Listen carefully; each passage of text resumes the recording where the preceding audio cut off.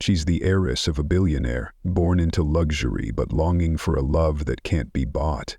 He's a humble, warm-hearted man with a mysterious past. They meet while both hiding their true identities. But can a love built on lies ever become real? A story where the heart must choose between truth and trust. At 26, Emily Johnson had everything millions of other girls could only dream of.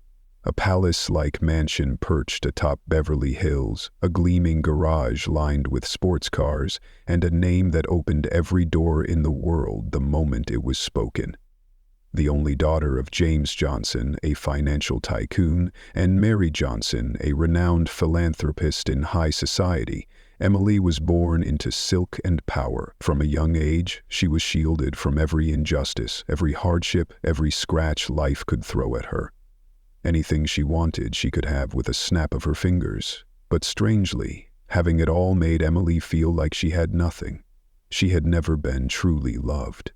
From extravagant parties to the cold, calculated handshakes, to the admiring yet covetous gazes of men who deemed themselves worthy, Emily realized they didn't see her as a person. They saw wealth, power, and a prestigious seat beside the Johnson empire. Her heart, no one had ever been patient enough to reach it.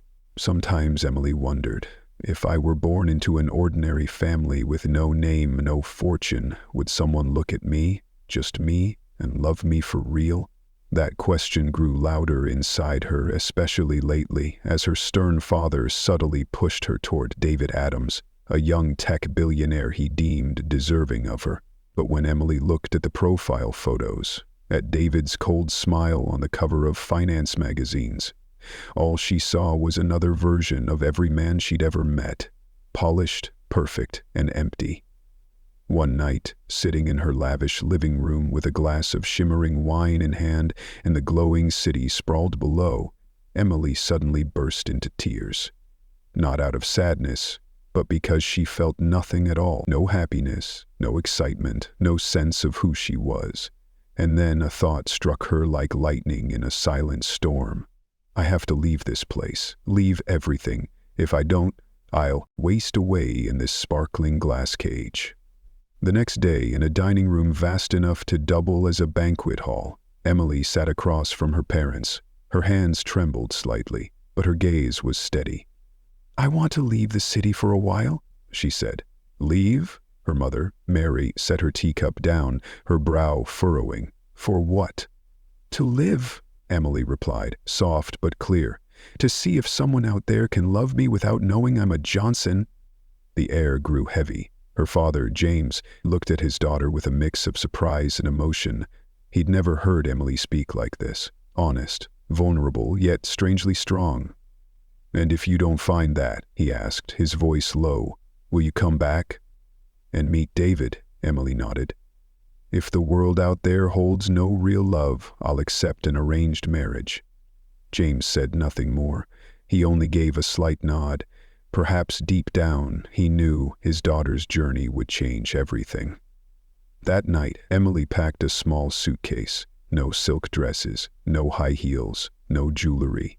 She left her entire world behind, carrying with her just one belief. Somewhere out there might be someone who will love me, not my name. And as the doors of the Johnson mansion closed behind her, the journey to reclaim her heart began.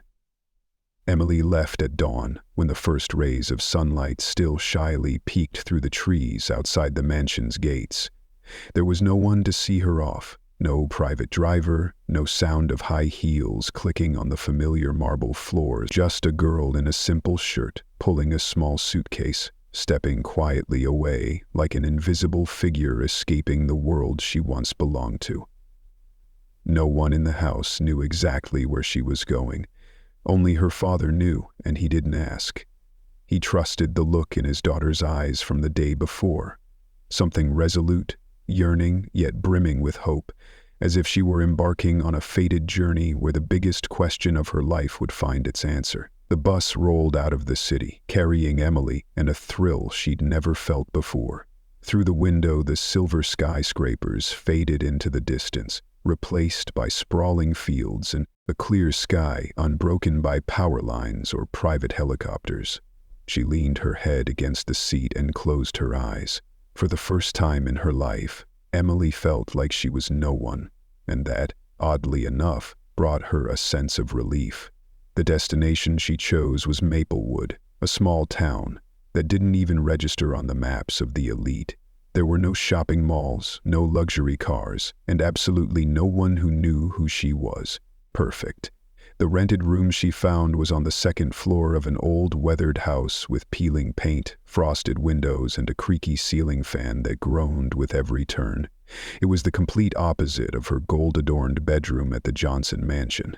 But strangely, this was the first time Emily unlocked a door herself, made her own bed, and brewed her own morning coffee.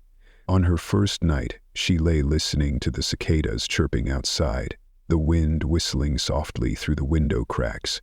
No car horns, no Rolex alarm chimes, no knocks from maids reminding her of her schedule. Just Emily, alone, in silence. And in that moment, she smiled.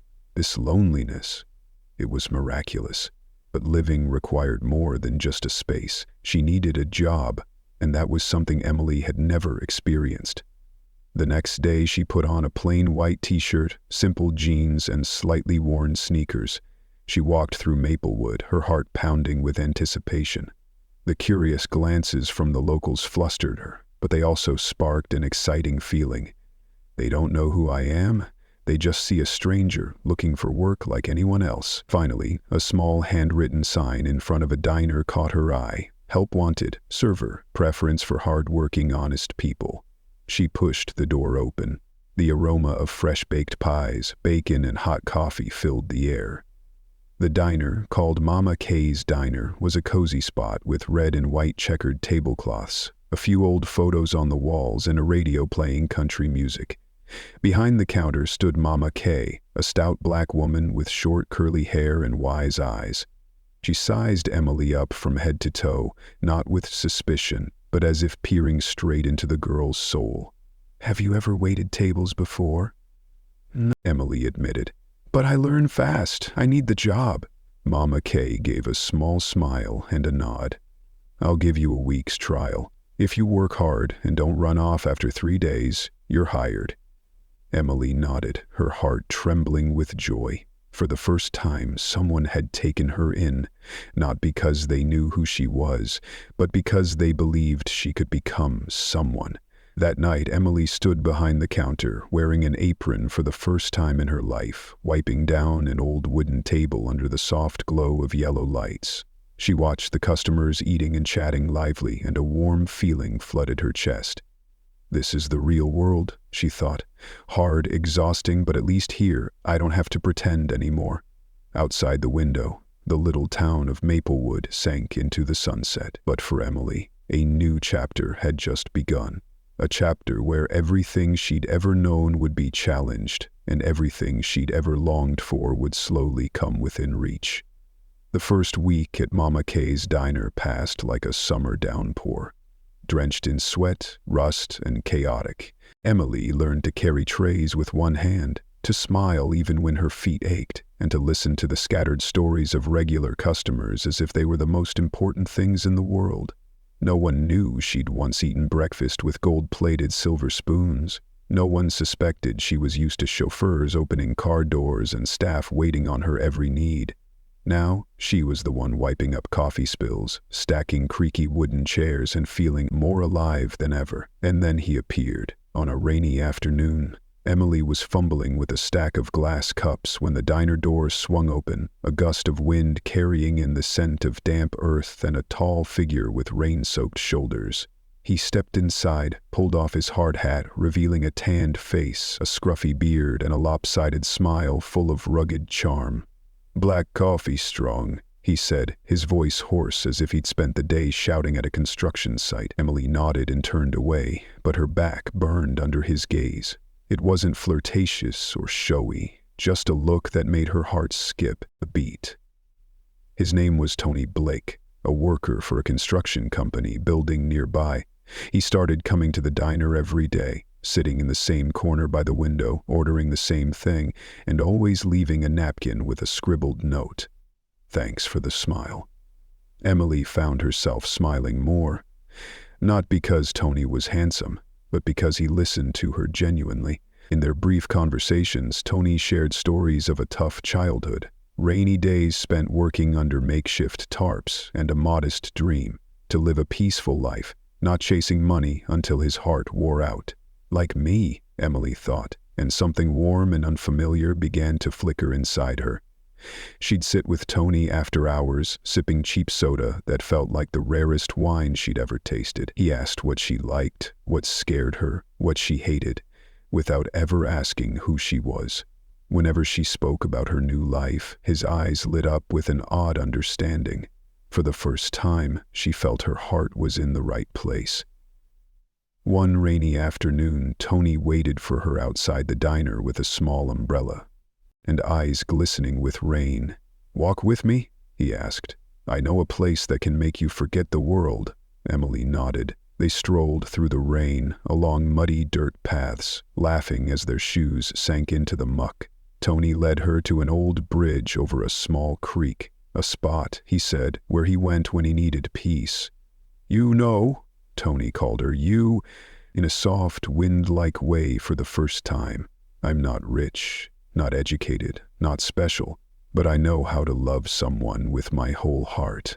Emily looked at him, her chest stirring. She'd heard hundreds of flowery promises, but never a sentence so honest it pierced her. And then, under the drizzle, Tony took her hand. Not too tight, not rushed, but enough to send her heart into free fall.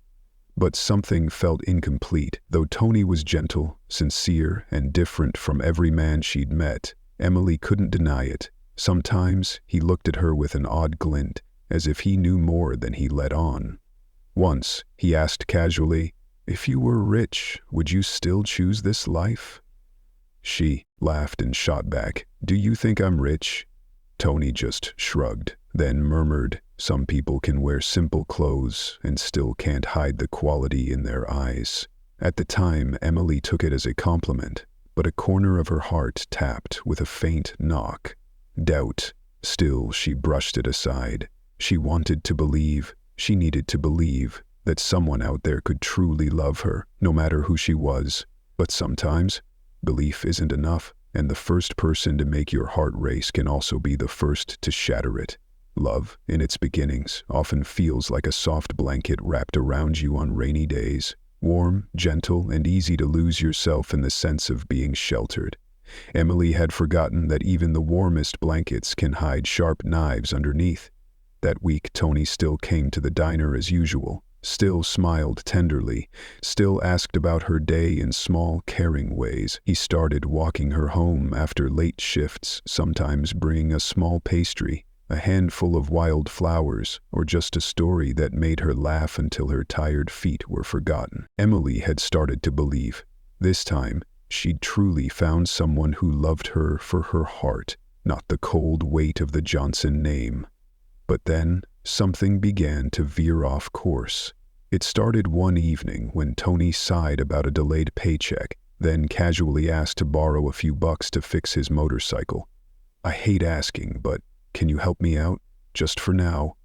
"I'll pay you back tomorrow." Emily didn't hesitate. It was a small thing, but then came the second time, and the third. The excuses grew varied. Broken work tools, helping a friend with hospital bills, a lost wallet. The amounts were never large, but her trust began to erode, little by little. Emily tried to tell herself she was overthinking it, but something in his tone, too rushed, his eyes slightly averted, made her heart tighten. It wasn't obvious, but it was enough to keep her awake by the window at night, wondering, if I had no money, would he still be here? One afternoon, Mama Kay's diner was quiet. Emily finished cleaning early and stepped out back, toward the small yard leading to the parking lot to call Kay and report she'd locked up. But a low voice stopped her cold. It was Tony's voice, and he wasn't alone. "Yeah, I told you, man. This girl's the real deal. She's Emily Johnson. Don't believe me? I followed her from the city, changed her name, her style, but I knew it was her right away. Relax, she's totally hooked on me. Already lending me cash. It's not time to cash out yet, but I'll squeeze more out of her. Emily froze behind the wall, her hands trembling so hard she dropped her phone. She pressed her back against the bricks, legs turning to jelly, her heart plummeting into an abyss. The entire world she'd built collapsed. Tony knew who she was. He'd known from the start. Every gentle look, every hand held, every loving word, it was all a predator's script. And worse, she'd believed it. Emily stepped out of the shadows, her eyes blazing not with anger, but with the shards of a heart broken into 1,000 pieces. "You knew who I was from the beginning?" she asked, voice choked but icy. Tony spun around, his face paling. "Emily, I can explain. No need." She shook her head, tears spilling but her voice steady. "I heard enough." He stepped toward her, but she backed away. "Don't." "You touched me with lying hands, and I'll never let them touch me again." She turned and walked away, leaving him in the dark with his own panic. This time, Emily didn't cry right away. She walked far, fast, as if running from the person she'd once wanted to trust. That night, Emily sat alone by her bed, clutching her old suitcase. Everything inside her was hollow. She hadn't just been betrayed, she'd been cruelly reminded. No matter how far I go, people can still come for me, for my name, not my heart. And so, before dawn, Emily left Maplewood. No goodbyes, no fragments of a shattered romance taken with her. One thing she knew for certain: I'll keep going. But next time, if someone wants to enter my heart, they'll have to walk slowly and without a mask. Emily didn't shed tears when she left Maplewood. The pain this time didn't spill over her lashes like a thunderstorm. Instead, it seeped inward, settling in her chest like a lingering, unrelenting chill. She had believed, opened her heart, dreamed like an 18-year-old, only to wake up and find her heart exploited to its core. She didn't cry, but she fell silent, and that silence was more terrifying than any sob could ever be. She went farther this time, to a tiny village called Willow Creek, where no one bore the name Johnson, no one stared at her too long, and no one cared who she was. The village had a small grocery store, a family-run eatery, a little school, and a hill blanketed with golden maple trees every afternoon. Emily rented a room in the attic of a widowed old woman's house, so small that a quick turn might send her crashing into the door, but its cramped space felt warm, and warmth for Emily now was enough. She found work at a mini-mart run by Paul, a middle-aged man with laughing eyes and a beer belly that jiggled when he moved. There she met Julia, a young girl with sparkling eyes and a dream of escaping the village. By marrying someone rich, "I don't want to spend my whole life here," Julia said one evening while restocking shelves. "I want pretty dresses, a big house, and a man with a shiny car." Emily just smiled. She didn't mention that she'd once had all those things, only to lose herself in the glittering mire. She stayed quiet, because silence was where she hid her past. Days passed slowly, and the work at the mart was simple but exhausting. Emily felt her heart soften in the hours spent arranging jars, smiling at familiar customers and listening to Julia chatter about village life like a chirping sparrow. Gradually, she could breathe again, live again. She didn't laugh much yet, but smiles began to take shape, little by little, in the corners of her soul. And then, one afternoon, as the sun hung halfway down the hill and village kids kicked a ball near the market, fate stepped in, gentle as an unexpected breeze. Emily had just left the mart when a ball shot out from the kids, hurtling toward her on the road. She flinched, but before she could react, a steady hand pulled her into a warm, solid embrace, like a wall of safety. She looked up, and everything went still. The man standing before her had eyes deep as rain-soaked earth, tousled hair, a tanned face, and a shy smile. "Sorry," he said, his voice low and sincere. "I just didn't want you to get hurt." Emily exhaled. Her chest didn't tighten like it had with Tony. Instead, it felt at peace. "Thank you," she said, then blurted out, "What's your name?" "Adam," he replied with a soft smile. "And you?" "Emily." They shook hands, but really it was the first touch between two weary souls searching for each other. From that day, Emily began to notice. Adam often helped the village elders carry water, always stopped to pick up a fallen child, and smiled despite a hard day's work. He was a builder, in town for a telecommunications infrastructure project, but something about him made Emily feel he didn't quite belong to the village, or rather, to ordinary people. He spoke with the calm of someone seasoned by life, sometimes too knowledgeable for a simple worker. Yet whenever Emily's doubts crept in, he'd flash that gentle smile, and she'd set her questions aside. They started talking more. At first, it was just greetings. Then it grew into conversations about life, food, how she hated rain, and how he used to read books at night. The stories wove together, warm and quiet. Emily didn't feel her heart race like it had with Tony, but she felt calm, as if each word he spoke was a pebble dropping into a still lake, not stirring it, just sending gentle ripples that lingered endlessly. One day, as they sat on a bench under a maple tree, Adam looked at her and asked, "Have you ever been in love?" Emily paused, then answered softly, "I thought I was, but it turned out to be a beautiful illusion painted by someone clever." Adam nodded, his gaze deepening. "Me too. I thought I was loved, but in the end, I was just a piece in their family's contract." They looked at each other, no words, but their eyes met in a strange, raw honesty. It was as if they understood each other. Without telling everything, they knew each other's cracks. In the days that followed, Emily began to wait for Adam, not admitting it aloud, but her heart knew.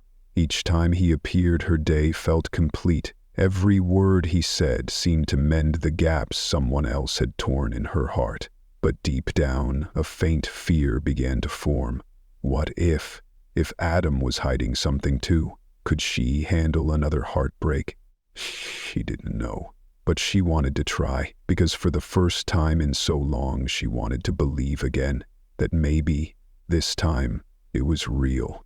The love between Emily and Adam grew quietly, like wildflowers blooming deep in a forest, unassuming, understated, but so pure that a single touch could make the world fade away.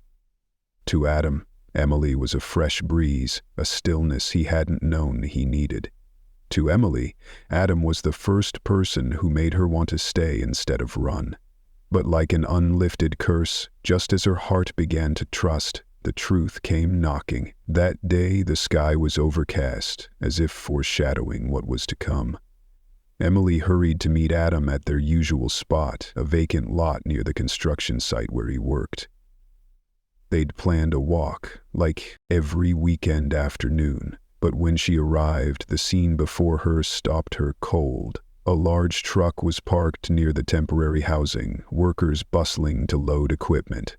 Directing it all was Adam, but not her Adam, not the quiet, simple man with dirt-stained hands. He stood tall, wearing a headset, issuing orders to a team of engineers in distinct uniforms. Behind the truck was the logo of DA Technologies, a massive telecommunications conglomerate led by David Adams, the young, famous tech billionaire.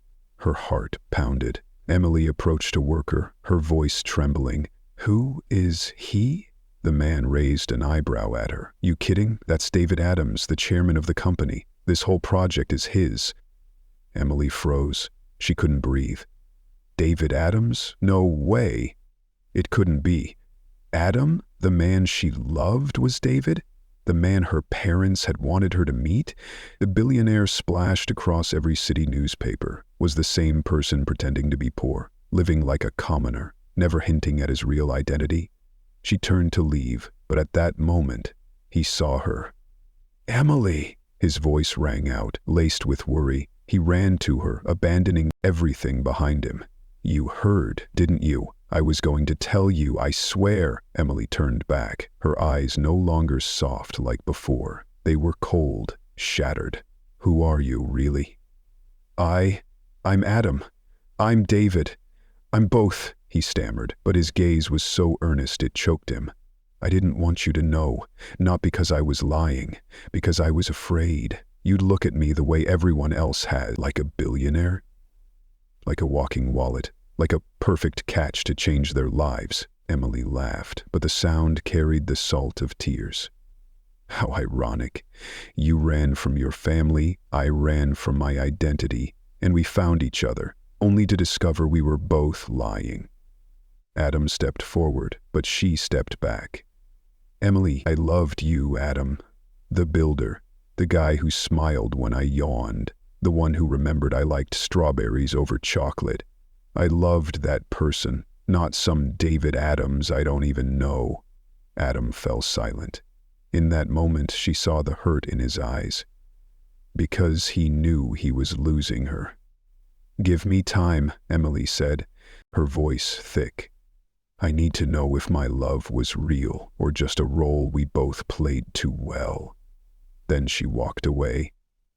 She didn't look back. The days that followed were a strange void. No tears, no words. Emily worked, ate, and slept like a machine. But every night, staring out her window, her heart whispered, if he really loved me, why hide it so completely? She missed Adam, not because he was David, but because he'd made her believe in something she'd long lost. Genuine love. And now that very thing was in doubt. Everything wobbled. She'd promised herself she'd never trust someone wearing a mask, but Adam hadn't just worn one. He'd made her believe there wasn't one at all. One day, while wiping down shelves, Julia rushed over, her face stunned. Have you seen the news? Emily glanced at the TV mounted on the Mart's wall. David Adams confirms identity. Lived anonymously in small village to find love untainted by wealth. His image flashed on screen. Still those gentle eyes. But this time, Emily didn't know if the man in the photo was the Adam she loved, or the David she'd never truly understood. She only knew one thing. The truth was out, and her love stood at a crossroads. Move forward or turn back. A week after the truth came to light, Emily received a handwritten letter. In an age of quick texts and emails, the scribbled words on plain white paper made her heart skip a beat. If you still want to know who I am, come to the maple tree where we sat that Saturday afternoon. If not, I'll understand, and I'll never bother you again. Adam, or David, or both. Emily held the letter, her emotions a tangled mess. She'd run, tried to forget, told herself that love was just an illusion, but she hadn't slept a full night since, because her heart, though wounded, still trembled whenever she thought of him. That afternoon, Emily stood before the golden maple tree. Leaves fell gently, sunlight filtering through the branches like a scene from a fairy tale, and there, as if he'd never left, Adam waited, holding a notebook in one hand, the other pressed to his chest, where his heart had never stopped longing for her. She approached. They looked at each other, no words, but in that gaze every question, anger, hurt, and love was heard. You're here, she said softly, her voice quivering like the leaves. Adam smiled, his eyes glistening. I was ready to let you go, but I had to say this. Whether I'm David Adams, the man with all the money, or Adam, the guy in a builder's shirt and muddy boots, I'm just a man who fell in love with you from the first touch. Emily stepped closer, each movement tearing through the fog of doubt. And I'm just a girl who was once seen as a name on a list of assets. But with you, I forgot who I was. I could just be me. They stood there, two people who'd once tried to shed their identities, but whose hearts had never lost their way. And then they embraced. Not rushed, not loud, but like the final two pieces of a puzzle finding each other after years apart. A month later, a brief headline appeared in the media, stirring countless hearts. David Adams officially engaged to Emily Johnson, not for family ties, not for status, but because in a world full of masks, they fell in love without knowing who the other was. And if anyone asked if they regretted hiding their identities, Emily would only smile.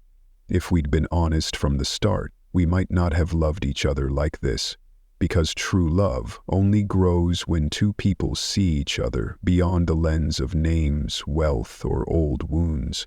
Sometimes it takes losing every layer of disguise to find real love.